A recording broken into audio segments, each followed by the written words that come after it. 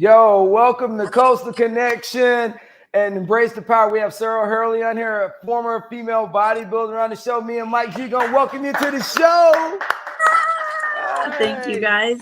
All right, so you're Thanks for Helen out having of me. Colorado. Oh yes, so you're Helen out of Colorado. How is the weather, my girl? Oh, what you talking about? It's 72 today. Come on. Got Tampa-like weather. Hey, so Sara, That's right. you transitioned from female bodybuilding and then you started fitness and I caught it on Instagram when you were doing things from home during COVID because everybody was searching for how to get a workout in. So let me ask you a question. How many years did you compete and what made you make a decision to transition to the fitness world and just be like the bomb you are with your website that we'll go over later and some links on how some people can reach out to you to get that virtual workout. So let me hear you. Oh, how many years did I compete? Man, I don't even know those things because I've been in the industry I've been in the fitness industry since I was 15 years old. I don't know. Wow. I think I started competing when I was 29. So I was no spring chicken. I'm 46 now. Truly, I would say just this last year, I've transitioned because I competed, I don't know, 10 or more years. Ended up third in the world, of course. I had my son. Third in the world. Third. Hey, right there you go, right there. So I ended up third in the world, but after not competing on stage, I still was. I was hosting events across the world, so I kind of felt like my foot was still in the door, with bodybuilding and all of that. Just recently, I really have had to bid goodbye to it and really make that transition as a 46-year-old mom and businesswoman.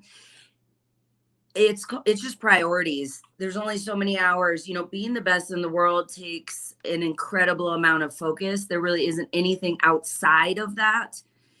And truly, to be the mom that I want to be the businesswoman, to be someone that wants to, you at some point you want to take that spotlight and turn it on to others, and I had my time and I feel like I did fairly well. And now I want to really focus my energies on my son and, of course, the women that I work with. So sometimes you don't feel like working out, do you? Sometimes, do I always feel like working out? Yeah. Oh, no. I mean, you're a professional workout. I mean, sometimes. But we are human. And I think that's the important thing, right? This is more of 31 years of consistency, of ups and the downs, as a female as well. I think male, female, your body changes. What's important to you? I'm not going for the 6-pack right now. I'm knocking on the door of 50. That's not, what my goal is. And this is something I walk through with my clients as well. Because your definition of what health is and your priorities around that, the amount of time you're willing to spend, the sacrifices you're willing to make, those things change. And I remember when I had clients and I was in my 20s, right? And they would say, having ice cream, with my child was like a moment. And I was like, yeah, buckle down. I'm pretty hardcore when it comes to that. But, now with a 7-year-old son, that is very true. And I don't want to miss those moments. And, getting up, being depleted, all of that stuff. It's just not what is a priority to me anymore. And this is a conversation I have with my clients because I think it's important to think about as we get older or as your priorities change. What does health mean to you now? And I mean, I don't know about you guys, but I want to be pain free. I want to be able to, get up, move around. Like it's not the same anymore, Oh, so Sara, this question I have is, okay, so, in the modern era, social media is such a driving force for women right now. And I saw the trials, the things with Zuckerberg, and they're talking about how women, young girls are impacted by social media to have this perfect body. I mean, it's kind of like the 90s and the 80s when everybody thought you needed to be pencil thin because that's what you saw in the magazine covers. So as you're in your industry now, what are some of the struggles that even women in their 30s are struggling with because social media is saying that, you know, like housewives or whatever, right? This is what you're supposed to look like. Do you ever deal with any of that with your clients? I deal with it myself. Wow. I mean, listen,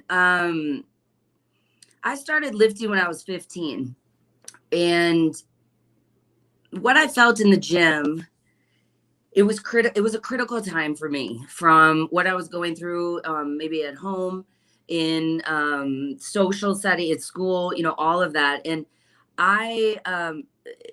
absolutely. So I felt strong.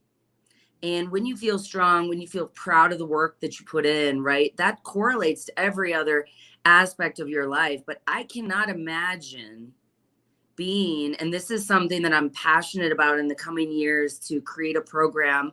I have a former client of mine that has, you know, 1 million followers, and she's very, very passionate as well. She's in her early 20s, and we are looking at creating something for young women, because it's not just young women. I have my 40-year-old clients, my 50-year-old clients. We are showcasing these highlight reels. And I got to tell you, I try to be as transparent as possible, but and people will look around my office at all the photos. And I'm going to tell you the one that I'm most proud of. And that is the photo shoot I did 10 months after my son. You can take all the competing, you can take all of that, but you know what? That was done as a mom. That was done on the confines of a balanced approach. I wasn't restricted. I wasn't miserable, right? I was raising my son. It was a new identity for me. So that's what I'm most proud of. And it's challenging. I try to be transparent with some of the photos that I post, because people need to understand what is behind that. What is that person doing to get that? What does their life look like? I'm going to tell you, when I was competing, people in the locker room, you know, I'd be in the locker room and they said, I want your body. I said, and every time I said, you don't. And they would be shocked. They're like, no, I do. I said, okay, right now I'm doing 2 hours of cardio a day. I'm lifting an hour and a half. Every single thing that I put in my mouth is weighed out. And quite frankly, I was eating way under what I should have been eating. Wow. I had no life. Every relationship I entered failed because I was a one-pointed focus. So absolutely, social media is negatively impacting people, their self-worth, what they believe is possible. You know, I joke because I'm friends with Dolvet Quince, who was the trainer on Biggest Loser. I tease him all the time. I said, y'all screwed everybody up as far as what is realistic to lose, right, in a week. But social media is very similar. Right. It is the whole picture or the whole story or what is behind that image is not being told. And it can be very destructive. I don't care what age you are, but I definitely think in the younger, you know, ages, it can be very challenging. It's challenging for me. Wow. Question. So I try to tell people this. Do you have to stay in the gym for 4 hours? Do I? No. People like to work out over and over and over hours, and I say 1 hour, 30 minutes maybe. Right now, absolutely. If you want to be the best in the world at a very extreme sport, that's not how we live, breathe, eat, everything. But right now, listen, I start my clients out at 3 to 4 days a week. It doesn't have to be every day. It has to be intentional. It also, I will often have clients, you know, share, you know, what do they want to look like? What do we want to achieve? Right. And I try to be very clear, you know, clients, I don't know why this 125 with females is always a thing. I said, listen, I can get you there. This is what it's going to take. And often they're like, oh, okay, maybe 135, you know, right? So I think, and, you know, back in the day, same thing, people would talk about walking and this, that. You have to find movement and that you enjoy that you're going to want to do, that where you're not going to hurt yourself. You know, it has to be bigger. And there is a mental health component as well. You know, I stress this to people. Yes, I will give you a very effective workout. However, there are some days, you know what? Going for a walk, getting outside is one of the best things that you can do. Wow. So that has really changed for me as I've grown, as I've become a mother, as I've had some of my own struggles, especially coming out of, or I don't know if we're out of, you know, COVID and things, you know, is doing things because you love them, and Hey, for so- the mental health component, and to get outside and to have some fun.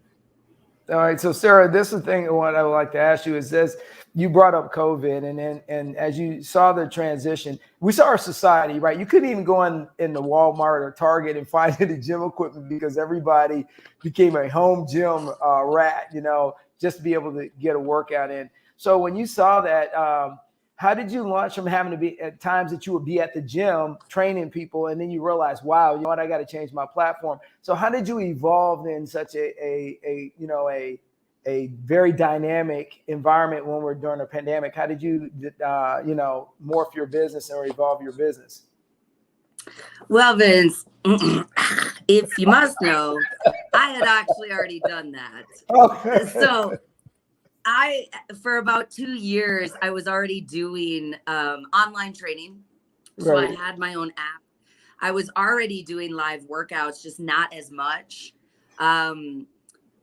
I had kind of, you know, like I said, so I just transitioned. I mean, I'm not going to lie. I was doing 3 workouts a day. I was ripped from home. And it was a big turnaround for me from the standpoint. I always would say to my clients, you need to get in the gym. You need to get in the gym, right? They would say, I'm doing these, you know, home workouts. I'm like, yeah, right.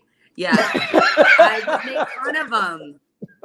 I would. And then when that's your only option, I'm going to tell you, I was in the best shape I've been in a long time.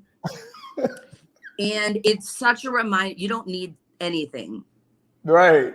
And that's, you know, people, I don't have this, I don't have that. You don't need anything. There is so much free information out there, right? And this is where I often will say this, to, like, you don't need it. People on vacation. I was on vacation. Oh, you can't walk, right? You can't do push-ups. You can't do sit-ups. You can't. Right. And see, this is where when you start showing and, you know, that mirror to people like, hey, I have seen amazing transformations. I had a client, one of my best transformations ever, and she competed during COVID. Wow. And this is where you start to go, where there's a will, there's a way. So you got to understand there are resources out there for you. You can pick up your water bottles, your gallons of water. You can do your soup cans. And, you know, people, and I would, yeah, that's right, Mike. I would joke about these workouts. Do one. Get back to me. That's my challenge to you too. Okay. You can even do a 20-minute. Do one of my 20-minute workouts and then report back. Absolutely. We'll definitely do that because now, you know, me and Mike are always trying to stay after things. Hey, Mike, you got anything? So, pretty much, we're going to end that conclusion where you don't have to work out 5 hours, right? That's what I meant to say. Like, okay, you want me to summarize? No. Yeah, because I tell people, listen, man, 30 minutes to an hour, that's all I can do. You guys got 2-3 hours. Can we talk about the real important component here? Anybody? You want to answer that? You know what the real component is? Yeah, what is it? Well, I'm going to say it's twofold. Actually, I'm going to put working out as third. Okay. Number 1 is mindset.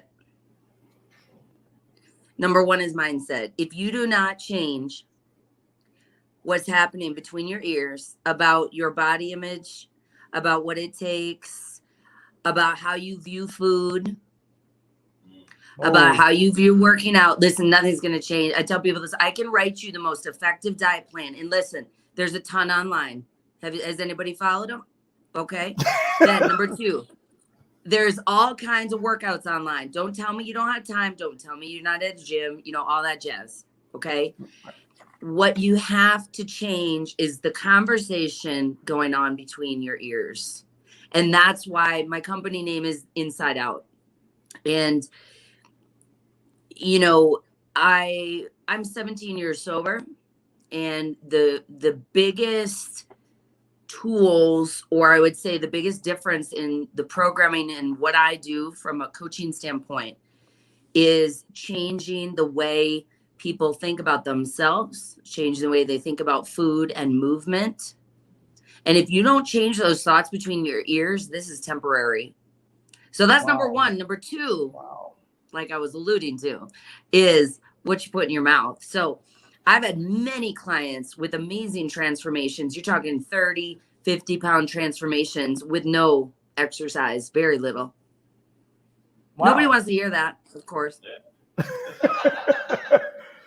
But is it because they changed their diet? I might be looking at you. I might not, you know.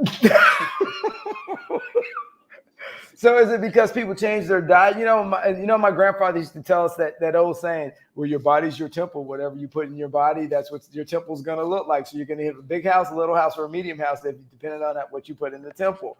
So I still remember that old saying from back in the 70s. And, you know, there's a lot of truth to it, though. You know?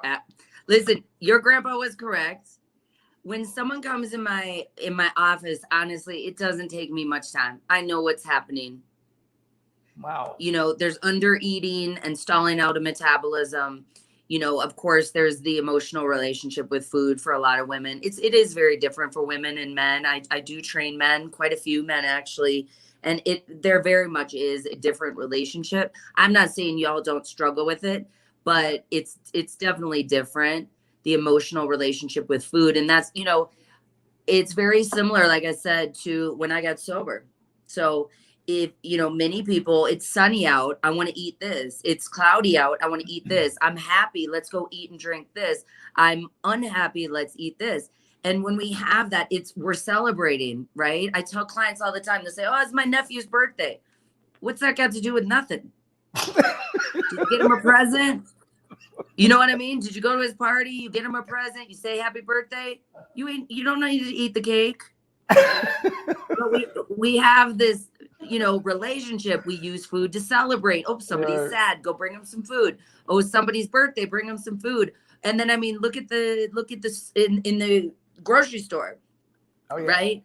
I mean, they take down the candy from Christmas or, you know, Halloween, then we got something else, and we got something, you know, it never ends. So that's, you know, truly changing what's going on between your ears, changing relationship with food. You're not a dog. You don't need treats all the damn time. You know, so you brought that up, the relationship with food. But here's the thing, is that the United States has a high diabetic rate issue, and it has at a younger age. So they were having this discussion with another fitness person, is that you look at children now, children that are 10 years old are type 2 diabetes. So, I mean, from a cultural standpoint, we are actually having a lot of challenges because of the marketing. And now you have a lot of commercials and they say, okay, promoting that it's okay to be big. But here's the problem, is that they don't talk about the health concerns. And then during COVID, we're saying, well, if you're overweight, you're going to struggle with certain things during when you're sick. So we don't really like to correlate forms of certain forms of obesity to medical or to fitness. When you look back 20, 30 years ago, people were very fit and, you know, got out. But then again, we didn't have video games in abundance. We didn't have cell phones, social media, and all those other things. So now what you're looking at is, if we don't get ahead of this, Sara, we're going to have a problem with, like you're talking about Quincy, his generation is going to have an issue if they don't start addressing it now from some kind of point of view. And what's your thoughts on that? I couldn't agree more. And I take this very seriously. And, you know, right now on social media, the going thing is TikTok and this and lip sync and point in the air. Listen, I don't think this is funny. I'm not dancing around pointing in midair, lip syncing to try to get clients. Okay. Like, this is serious. And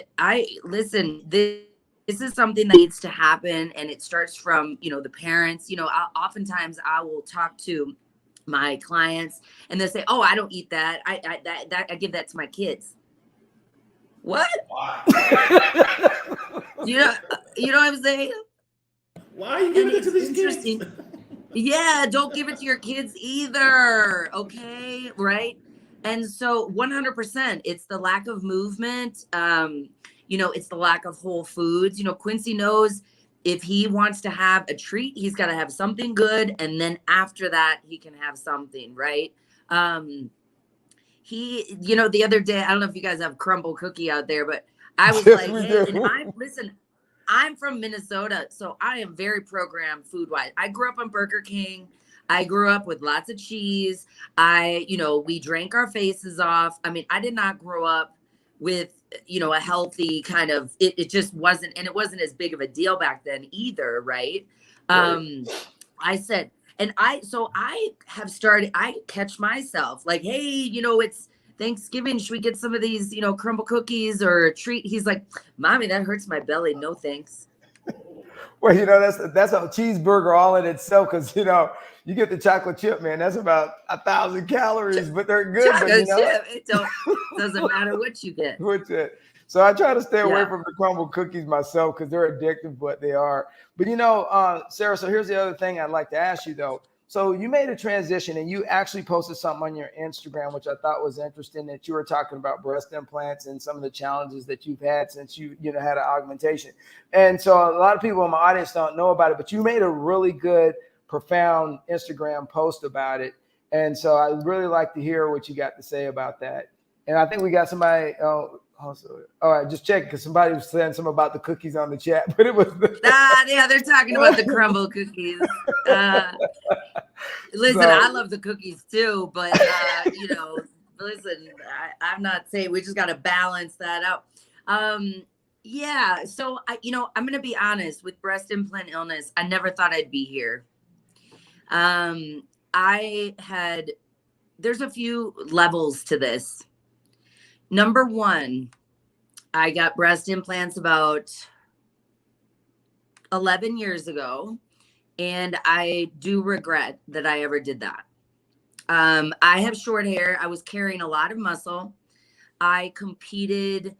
I turned pro without them. I was encouraged that would be more feminine, more sexy, etc. Listen, I always loved that I basically had pecs. I loved it. I'm not gonna lie. I thought I was sexy. Okay. I love my short hair. People made fun of me since in the second grade.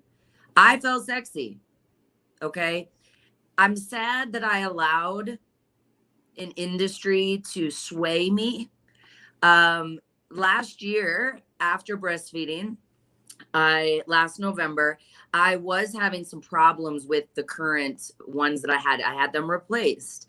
I've never had these symptoms with the first set that I had. So I would see people post and I thought, geez, that's horrible, right? It's not my story, but man, and I'm going to tell you, I've had many transitions from getting sober to, now this, and I feel that this has been placed on me to allow me to share with my community, with other women. First of all, you are beautiful just as you are. And I'm going to tell you, saying yes that is one thing that I regret. I don't have a lot of regrets. I'm going to cry over here, but that's all right. I tell people, even I'll say to my clients, they'll say, I want to get to this weight. Okay, well, this is what it takes. And they're like, well, I can't do that. I say, oh, good. Well, why don't you try loving yourself then? Wow. Because it might be cheaper. Yeah. Yeah. You know what I mean? Second, so last year I got them replaced. At that time, I actually asked about removing them. I said, I really don't want them.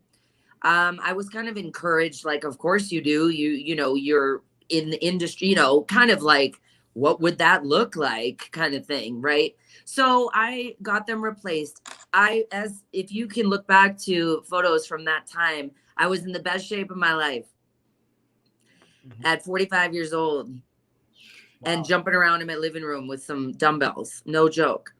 And so I got them replaced. after a few months, there was these symptoms that I would have inflammation. I have inflammation at the end of the day from my knees down. It's painful. It's not, I don't have, a lot of people ask, I don't have physical pain in my breasts. I have fibromyalgia type pain over my entire body. I started to look at my hormones, at what I was eating. There are certain things I've cut out caffeine. I mean, if I need support on anything, it's that. I can't do coffee because it's like neurological. It just amplifies the pain. It makes it worse. Any type of dairy, I've cut out beef. I mean, I feel like I'm doing everything I can to manage the pain, the inflammation. My hair started falling out. There's an anxiety, a bit of an anxiety with it as well. And it's taken about 8 to 10 months for me to understand and piece together what's been going on. And that's why I think it's so critical for people to speak out and to talk about this, because I had no idea. And just like other people, I was scrolling and I started pausing because, again, this was not my story. And thankfully, other women are sharing this information, and I think sometimes when we share this, people think we're trying to be whistleblower. We're trying to help other people that are struggling that maybe don't understand. Because I was pulling out my hair, but trying to figure out, I was looking at everything. Wow. The other difficult part is, the medical community. This is what I don't quite understand. So I signed 42 pages talking about the risks from breast implants. I'm not blaming anybody. Okay. However, I signed 42 pages with all the risks, and now you're telling me they don't believe in breast implant illness. Wow. Say what? That doesn't add up. So, yeah. So and I will be, it's been challenging. I am in an industry that is based off what you look like. I'm 46. I'm not 26 anymore. Right. And then to have this on top of things has been challenging. It's also challenging to not know exactly what's going on, to kind of feel crazy, to have to kind of piece all this together. So.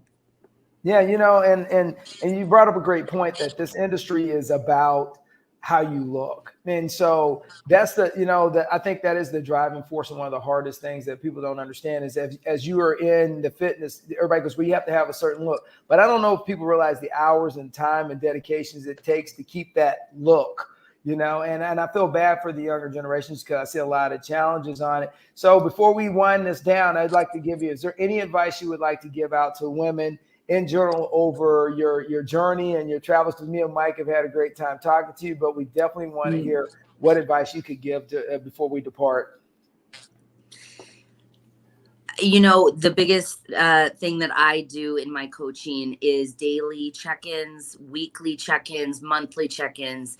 It's very important to check in with yourself. What am I doing? Is this aligned with who I am, with what I believe in, with where I'm headed? And the more you can do that, it really is an internal approach. I believe women know more than they think they do, but the noise of it all gets very loud.